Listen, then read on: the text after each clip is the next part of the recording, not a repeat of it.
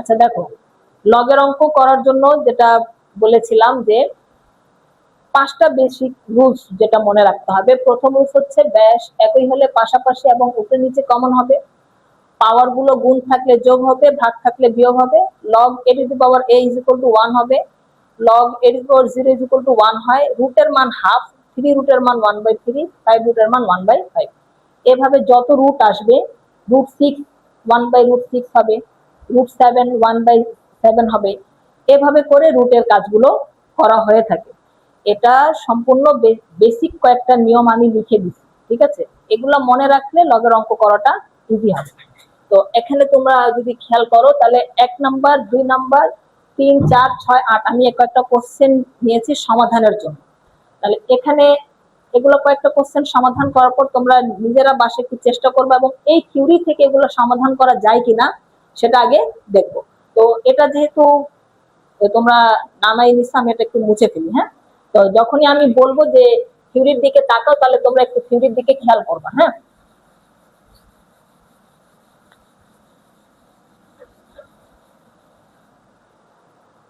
প্রথম question, 7 cube into 7 minus 3 divided by 3 into 3 to the power minus 4। এই সম্পূর্ণ সমীকরণ কাজটা আমি চাইলে একসাথে পুরোটা কমন নিয়ে করতে পারি, কারণ লবে দেখো 2টা 7 আছে, নিচে 2টা 3 আছে।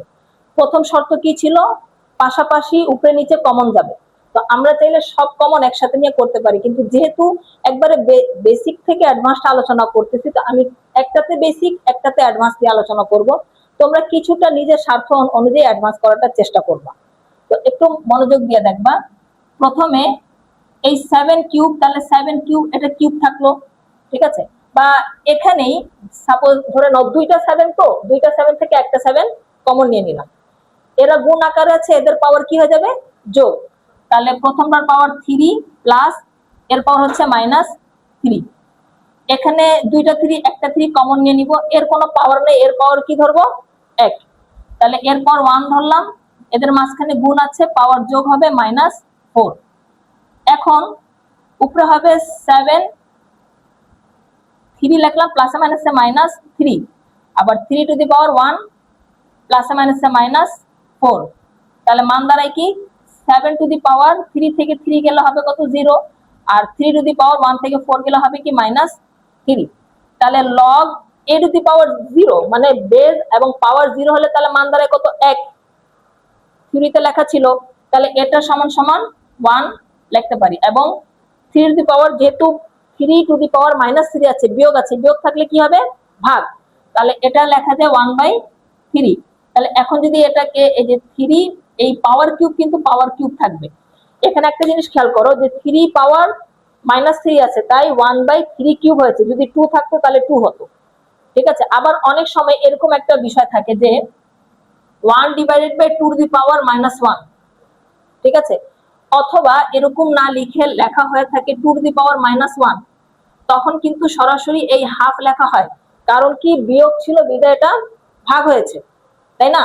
কিন্তু এই 2 এর পাওয়ার তো 1 ছিল, আর 2 এর পাওয়ার 1 দিলে 2ই হবে, তাই এখানে আর কোনো পাওয়ার দেওয়া হয়নি। বাট এখানে যে পাওয়ার ছিল 3 পাওয়ার কিউব ছিল, তাই এখানে আমি কিউবটা রেখে দিচ্ছি। তাহলে এখানে তাহলে 1 ডিভাইডেড বাই 3 কে কিউব করলে হবে কত? 27, তাই না? এবার এটাকে যদি ভাঙি, তাহলে এটা তো ভগ্নাংশ এভাবে রাখা যাবে না, ভগ্নাংশ কি ওটাই দিলে ভেঙে যায়। তাহলে 1 ইন্টু 27, উপরে 1 নিচে, তাহলে 1 1 কাটা, বাঁচে কি? 27। এটা ছিল 1 নম্বর সমাধান। এখন আসো 2 নম্বর সমাধানে, দেখো কি বলা হয়েছে।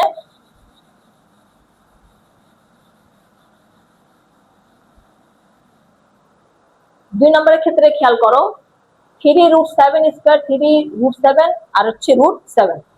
একটু আগে যেটা করলাম সেটা সম্পূর্ণ একটা বেসিক নিয়ম ছিল, প্রত্যেকটা লাইন আমরা সেগমেন্ট আকারে ভেঙে ভেঙে করছি। এখানে কিছু একটা লাইন স্কিপ করে করার চেষ্টা করব যে পাশাপাশি উপরে নিচে কিভাবে কমন নিয়ে কাজ করবা। সাপোজ একটু খেয়াল করো, 2 নম্বরে বলা হয়েছে 3√7 স্কয়ার ইন্টু 3√7, আর নিচে হচ্ছে √7। তো নিয়মে কি লেখা ছিল? রুটের মান কি হচ্ছে? হাফ, 3 রুটের মান 1/3, 5 রুটের মান 1/5। আবার যেগুলোকে রুট করে ভাঙা যায়, যেমন 4 কে রুট করলে 2 হয়, আবার 36 কে রুট করলে কি হয় 6 হয়। তো যেগুলোকে ভাঙা যায় সেগুলোকে ভেঙে নিব, বাট যেগুলো রুট এরকম আকারে থাকে যেগুলো ভাঙা যায় না, সেটা 1/3 বা 2, 5 বা 7 আকারে ভাগ আকারে চলে আসে। তো এখানে কি লেখা যায় খেয়াল করো, 7 স্কয়ার 3 রুট ছিল, লিখলাম 1/3, ইন্টু 7 3 রুট ছিল, লিখলাম 1/3। আবার 7 রুট ছিল, রুটের মান শুধু হাফ। প্রত্যেক রুটের মান এদিকে আমরা বসে ফেলেছি। এখন খেয়াল করো, এই 7 এই 2 কে যদি 1 দিয়ে গুণ করি হবে তাহলে হবে 2/3। কি হবে, 2 কে যদি 1 দিয়ে গুণ করি তাহলে হবে 2/3। আর ইনটু 7 টু দি পাওয়ার, এটা 1/3 আছে, 3 থাকবে, আর এটা 7 টু দি পাওয়ার 1/2 থাকবে। এখন দেখো কথা ছিল কি পাশাপাশি উপরে নিচে কমন যাবে। তো এখানে খেয়াল করো, পাশাপাশি বেস 7 আছে, এখানে একটা কমন যায়। আবার যদি উপরে নিচে কমন নেই তাহলে সেক্ষেত্রেও কমন যায়। আবার গুণ থাকলে যোগ হয় পাওয়ার গুলো, আবার ভাগ থাকলে কি হয় বিয়োগ হয়। এখানে সব দিক থেকে কিন্তু 7 বেস কমন যাচ্ছে, বেস 7 কমন যাচ্ছে না সব দিক থেকে। তাহলে আমরা এটাকে চাইলে লবের কাজ লবে, হরের কাজ হরে করে এটাকে এক্সটেন্ড করতে পারি, মানে অঙ্ক অনেক বড় করতে পারি। তো অঙ্কটাকে বড় না করে যদি 3টা 7 লব হর সব দিক থেকে মিলে 7 আছে, তাই 3টা 7 থেকে একটা 7 কমন নিয়ে নিলাম। এরপরে উপরে 7 এর পাওয়ার কি ছিল, এরা গুণ আকারে ছিল, এদের পাওয়ার কি হবে যোগ। তো এদের পাওয়ার যোগ আকারে লিখি 2/3 প্লাস 1/3। আবার এই 7টা ভাগ আকারে ছিল, ভাগ থাকলে কি হয় পাওয়ার বিয়োগ হয়, তাহলে এই 7 এর পাওয়ার কি হয়ে যাবে বিয়োগ হয়ে যাবে 1/2। এখন যদি তোমার 7 এই 3 3 2 এর যদি লসাগু করি, যেমন হর 3 3 2 ছিল, তাহলে হর গুলো 3 3 2 এর লসাগু কি হবে 6। এখন প্রথম ভগ্নাংশ হর 3, তাই না? এই 3 কে কয়বার গুণ করলে 6 হবে, অর্থাৎ ভাগ করি, ফলাফল কি হবে 2। 2 কে যদি লব 2 দিয়ে গুণ করি তাহলে 2 2 যা 4, প্লাস মাঝখানে প্লাস ছিল আবারও প্লাস। এর নিচে হর কত ছিল 3, আবার 3 দিয়ে 6 কে যদি ডিভাইড করি তাহলে ফলাফল কত দাঁড়াবে 2। 2 কে যদি এই ভগ্নাংশের লব দিয়ে গুণ করি হবে কত 2, আবার মাইনাস, মাঝখানে ছিল মাইনাস, আবার এদিকে 1/2। এর হর কত 2, 2 কে যদি আবার 6 দিয়ে ভাগ করি তাহলে হবে কত 3, 3 কে যদি লব 1 দিয়ে গুণ করি তাহলে হবে কত 3। এবার একটু খেয়াল করো, এদিকে 7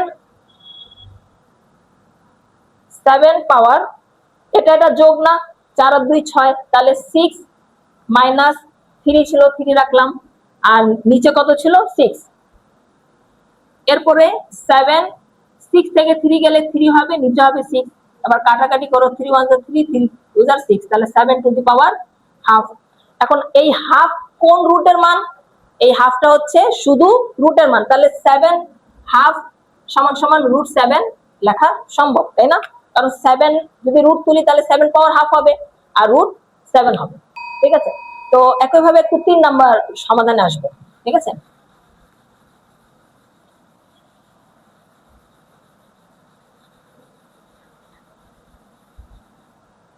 দেখো 3 নম্বরে বলা হয়েছে যে 2 to the power -1 plus 5 to the power -1, আর পাওয়ার হচ্ছে -1। এখন এই যে দেখো এগুলা বিয়োগ আকারে আছে, তাহলে এরা কি হবে ভাগ, বিয়োগ থাকলে ভাগ হবে, ভাগ থাকলে বিয়োগ হবে। তাহলে এখানে বিয়োগ আছে, এদেরকে ভাগ করে দিব 1/2। এদিকে খেয়াল করো 2 এর পাওয়ার যেহেতু 1 ছিল তাই 2 কে 1 দিয়ে গুণ করলে 1ই হবে, প্লাস আবার 1/5, এখানে 5 এর পাওয়ার 1 ছিল তাই অড করলে 5ই হবে। এরপরে এদিকে -1 ছিল, এটা -1ই রাখলাম। এখন দেখো এই ভগ্নাংশের হর হচ্ছে 2, এই ভগ্নাংশের হর হচ্ছে 5, তাহলে 2 আর 5 এর যদি লসাগু করি তাহলে লসাগু হবে কত 10, তাই না? এখন এর হর কত 2, 2 কে কতবার ডিভাইড করলে 10 হবে 5 বার। 5 কে এই ভগ্নাংশের লব দিয়ে গুণ করি তাহলে 5 1 কে 5 যোগ, আবার এই ভগ্নাংশের হর কত 5, 5 কে 10 দিয়ে ভাগ করলে 2, 2 কে যদি লব 1 গুণ করি 2 1 কে 2, আর এই পাওয়ার 1 ছিল 1। এখন যদি যোগ করি 5 আর 2 7, নিচে 10, আর এই পাওয়ার -1। এখন এই পুরো ভগ্নাংশের পাওয়ার কি -1, তাহলে বিয়োগ আছে, তাহলে কি হয়ে যাবে ভাগ। তাহলে লিখতে পারবো 1/7/10। এখন এই ভগ্নাংশ কি এভাবে রেখে কাজ করা যায়? উল্টা দিতে হবে। তাহলে লিখবো 1 × 10 উপরে 7 নিচে। এখন 1 দিয়ে পুরো ভগ্নাংশকে গুণ করলে হবে 10/7। অ্যান্সার শেষ। বুঝতে পেরেছো? আচ্ছা, এরপরে 4 নম্বরও ঠিক একই রকম সমাধান। হ্যাঁ, 3 এর মতোই।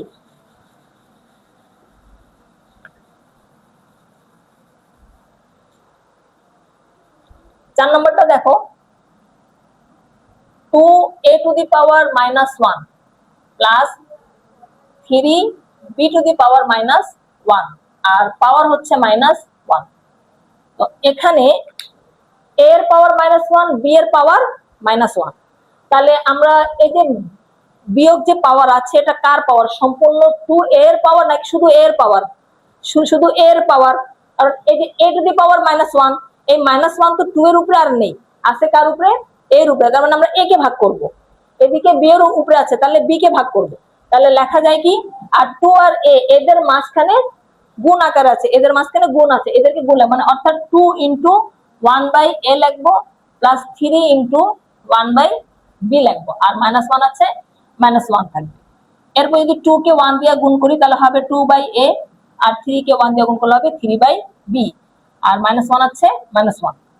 এখন লসাগু ab, তাহলে এই এর হর হচ্ছে a, এর হর হচ্ছে b, তাহলে হরগুলোর লসাগু হবে কি ab।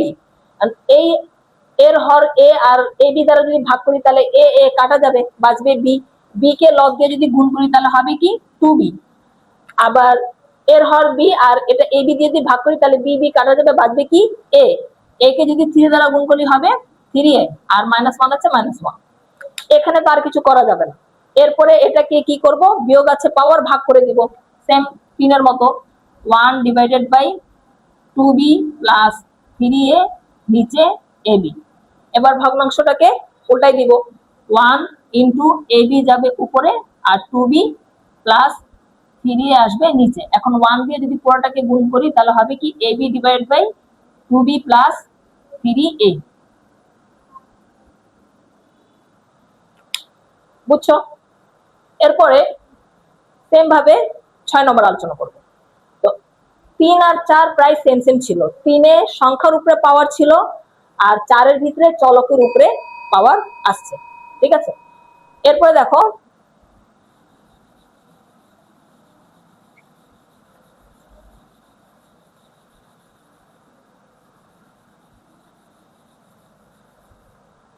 আচ্ছা, এরপরে 4 নম্বরের দিকে খেয়াল করো, √(x⁻⁻1)।